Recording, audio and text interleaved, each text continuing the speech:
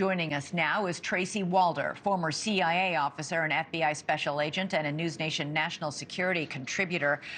Tracy, we know that the U.S. State Department just a couple of weeks ago, maybe not even 2 weeks ago, warned Russia they were picking up chatter about a possible terrorist attack. An attack, they said, that could be on a concert. At the time, Putin said the U.S. is just trying to intimidate and destabilize Russia with this warning, but it sounds like the warning might have been accurate.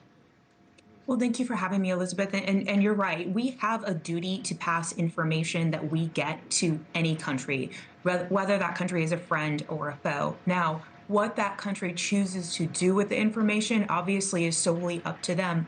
But the reality is it looks like the information that we passed to them was correct. However, I would need to see those CIA cables to know the specific nature, because the reality is if we tell Russia it's any concert venue, that's really difficult to lock down. But if we provided them with much more simplified and specific information and they chose not to act on it, then that's another story. So, Tracy, I think I know the answer to this question since you're a former CIA employee, but why is the CIA picking up warnings and chatter about an attack in Russia and the FSB is not? Well, the thing is, we have stations all over the world, to include Moscow. And the reality is in those places, we have assets that we want to obtain information from. That's not a secret. Everyone knows that. And so sometimes when we're trying to obtain information on the countries that we're in, our sources and methods pick up other information. And this is my understanding, probably information that they picked up secondary to any information they were trying to obtain through assets in the country. All right, so we don't know if Russia did anything with the intel that the United States kindly passed along to it, even as Putin was blasting the United States for simply passing that along. We also know that just in the last few moments, Ukraine has issued a statement saying we are not responsible for this. Vladimir Zelensky said we don't use terrorist attacks. We want to beat them on in the war that's going on. We're not going to launch a terrorist attack in Moscow.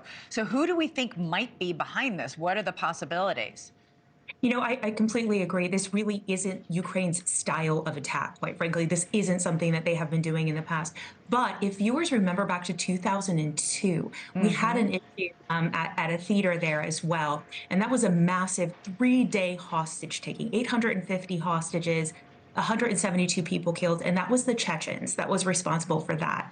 If we remember the Boston Marathon bombing, that was the Dagestanis that were responsible for that.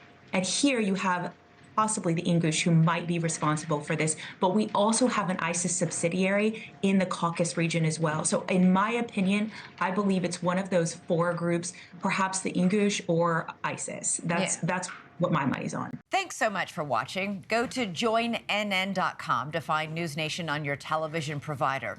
And don't forget to click the red subscribe button below to get more of NewsNation's fact-driven, unbiased coverage.